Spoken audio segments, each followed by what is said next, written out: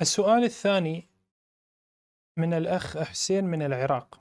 السلام عليكم ورحمة الله وبركاته. وعليكم السلام ورحمة الله وبركاته. اسمي حسين من العراق. شيخنا العزيز، لدي سؤال: ما هو الفرق بين أهل البيت وآل محمد صلوات الله عليه؟ الظاهر حسب الروايات أن آل محمد هو معنى أوسع من كلمة أهل البيت.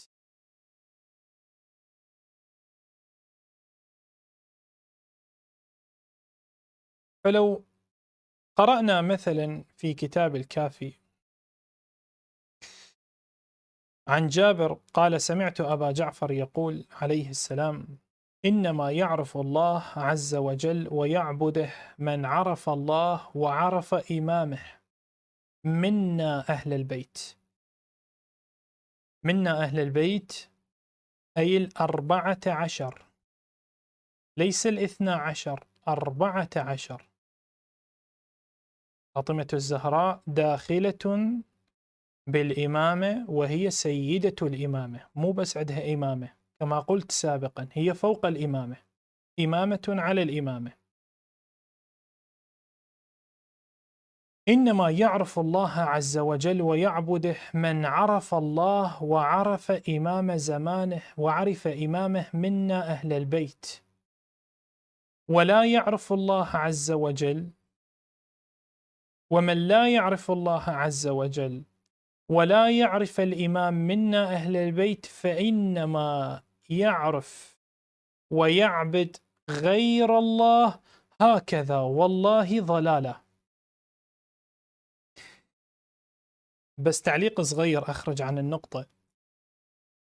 يقولون ليش أمير القريشي جاء بأسلوب جديد يقول للسني نعلى على رب دينك، مو هو ربنا واحد وديننا واحد.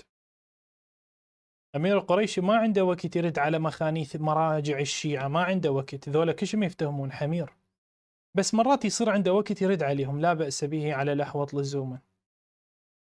هاي واحدة من ضمن الروايات. يا جهله، فغه هبول ونجاسة. من لا يعرف الإمام الزمان ويعبد الله عز وجل ويتبع سنن النبي صلى الله عليه وسلم ويطوف وياك بالحج ويطبخ للحسين ويروح يمشي الكربلة وهو سني، هذا كافر زنديق، كأنما يعبد هكذا ضلالا، لأنه لا يعرف الإمام، لا يعرف الإمام. أعيد الرواية، ركزوا إخواني. يقولوا ليش سبوا رب السنة، مو ربنا وربهم واحد. قال الإمام صلوات الله عليه: إنما يعرف الله عز وجل ويعبده من عرف الله. اللي يعرف الله فعلا هذا يعبد الله، وعرف إمامه منا أهل البيت.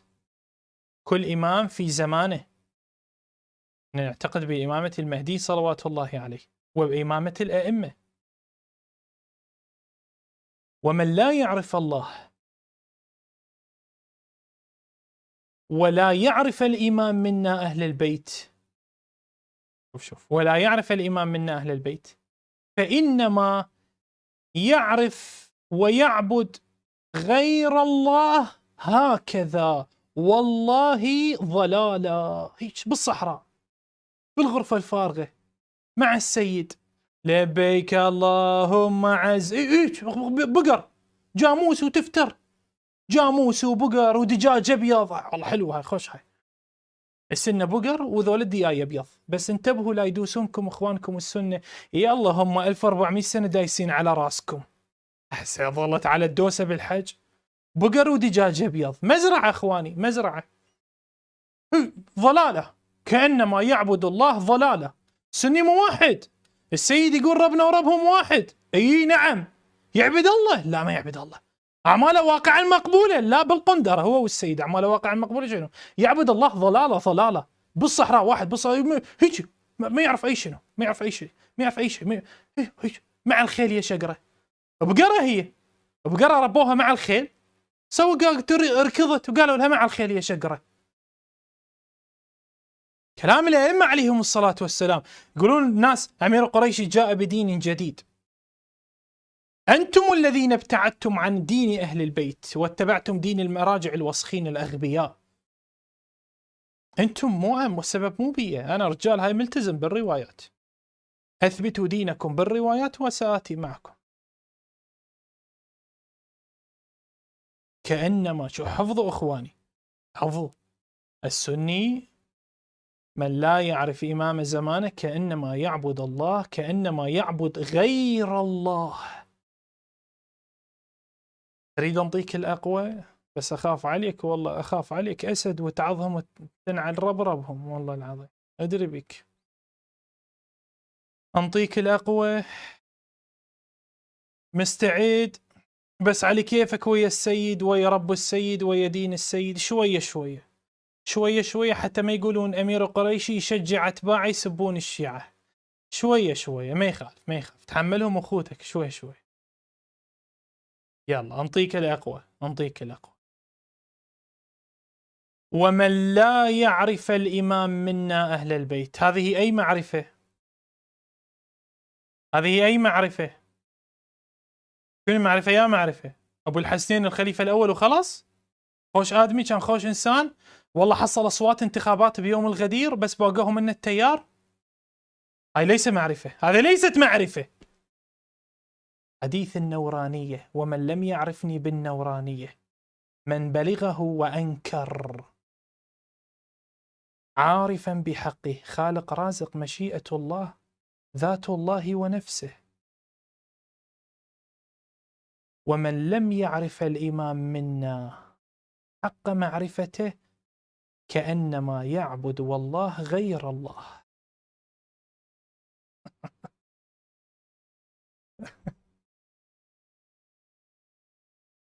كلامهم صلوات الله عليه، هذا كلام أهل البيت، روحي لهم الفيلم. معرفة أهل البيت شرط من الشروط. اللي ما يعرف الجاهل، أنا جاوبت هذا في محاضرة بداية التوحيد، قلت الجاهل لا شيء عليه إن لم يصلح. هذا كلام الإمام، أنا مو أنا، كلام الإمام الصادق على ما أذكر.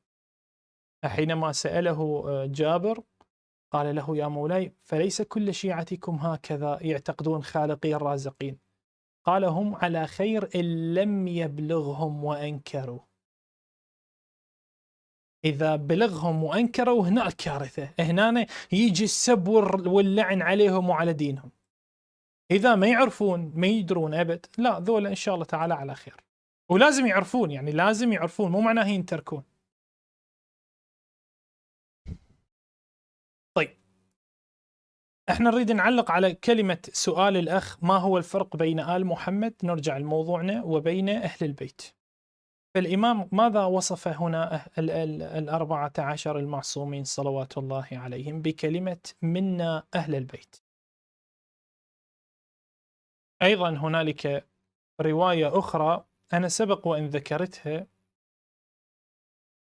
أذكر في بحار الأنوار، عن أمير المؤمنين قال دخلت على رسول الله في بيت أم سلمة وقد نزلت إنما يريد الله ليذهب عنكم الرجس أهل البيت ويطهركم تطهيرا أهل البيت. فقال رسول الله يا علي هذه الآية نزلت فيك وفي سبطيك والأئمة من ولدك. قلت يا رسول الله وكم الأئمة بعدك؟ قال أنت يا علي ثم ابناك الحسن والحسين، وبعد الحسين علي ابنه، وبعد علي محمد ابنه، وبعد محمد جعفر ابنه، وبعد جعفر موسى ابنه، وبعد موسى علي ابنه، وبعد علي محمد ابنه، وبعد محمد علي ابنه، وبعد الحسن، وبعد علي الحسن ابنه، وبعد الحسن ابنه الحجة من ولد الحسين. هكذا وجدت أسماءهم مكتوبة على ساق العرش. فسألت الله عز وجل عن ذلك فقال يا محمد هم الأئمة بعدك مطهرون معصومون أعداؤهم ملعونون. النقطة التي نريد أن نلتفت إليها ألا وهي كلمة أهل البيت أيضا هنا شملت الأربعة عشر صلوات الله عليهم. إذن أهل البيت واضحة هي منحصرة في من؟ في محمد وآل محمد. هسه نقول في أهل البيت، خلونا نركز لين راح نجي نشرح الآن معنى آل محمد. طبعا محمد وآل محمد أيضا صار الآن بالمعنى المعروف هم فقط أهل البيت. بالمناسبة محمد وآل محمد بالمعنى المعروف فقط أهل البيت فقط. هنالك معنى غيبي، هذا المعنى الغيبي في كلمة أهل البيت، عفوا في كلمة آل محمد، ليس أهل البيت. أهل البيت 14 لا يدخل أحد لا يخرج أحد، ممنوع. 14 لا يدخل أحد لا يخرج أحد. هنالك رواية في ثواب الأعمال للصدوق عن عمار بن موسى قال كنت عند أبي عبد الله عليه السلام فقال رجل اللهم صل على محمد وأهل بيت محمد، مو وآل محمد، وأهل بيت محمد. فقال أبو عبد الله عليه السلام يا هذا لقد ضيقت علينا، أما علمت أن أهل البيت 5؟ الآن راح نيجي نشرحها. أن أهل البيت 5 أصحاب الكساء. فقال الرجل كيف أقول؟ قال قل اللهم صل على محمد وآل محمد فنكون نحن وشيعتنا قد دخلنا فيه. لفظ أما علمت أن أهل البيت 5، هذا يكون ممكن فيه حصل فيه اشتباه من قبل الناقل للرواية. لماذا؟ لأن الروايات التي قرأت قبل قليل أن أهل البيت تطلق على الأئمة 14 إلى المهدي. طبعا أنا قرأت روايتين، هنالك عشرات الروايات لكن الوقت لا يسعفنا. هنالك مئات الروايات التي حينما تتكلم عن معنى أهل البيت تصف الأئمة كلهم. فهذا يعتبر الآن هذا المقطع خارج من هذه الرواية، حصل اشتباه يجوز من الراوي، حصل نسخ في الرواية، عفوا طريقة النقل صار اشتباه. لكن المعنى الذي نريد أن نصل له هو هذا، أن كلمة اللهم صل على محمد وآل محمد الإمام يقول فنكون نحن وشيعتنا قد دخلنا فيه. نحن نعلم أن أهل البيت غير محتاجين للصلاة، غير محتاجين لأي شيء، هم يحتاجون الله فقط، هاي بينهم وبين الله الجنبة الربانية، ويانا إحنا هم غير محتاجين. فيبدو أن من كلام الإمام عليه الصلاة والسلام أن أهل البيت صلوات الله عليهم منوا على شيعتهم بأن هذه الصلوات التي تكون بينهم يعطى لهم منها أجر وثواب. فإن قال شخص اللهم صل على محمد وأهل بيت محمد فإنه يعني 14 فقط.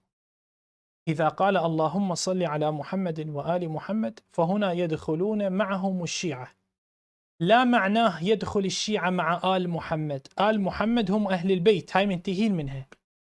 الإمام يتكلم عن معنى غيبي فيه هدية بالأجر والثواب، في فرق. يعني هل نحن ندخل بمعنى آل محمد؟ لا. طيب الإمام قال قد نحن وشيعتنا ندخل فيه، هذا اسمه دخول في الأجر والثواب، مو دخول في الآل. أخاف هناك ابن بغية السني تابعنا يقول ولا يدخلون عرض النبي المهتوكة التي زنى بها الرجال أن رجلا نزل بعائشة فأجنب بآل محمد ويدخلون أنفسهم. آل محمد لا يدخل معهم أحد، أهل البيت آل محمد بالمعنى المتعارف عليه لا يدخل أحد لا يخرج أحد، انتهى الكلام. هنا الرواية تتكلم عن معنى أجر وثواب، وهذا الأجر والثواب يهدى من قبل الشيعة إلى بعضهم البعض. هذا كان هو القصد، وإلا أهل البيت لا يدخل بهم أحد، هؤلاء معصومون كما قال أمير المؤمنين إنا أهل بيت لا يقاس بنا أحد. فهذا هو الفرق بين كلمة أهل البيت أو بين كلمة أهل البيت وآل محمد صلوات الله عليهم.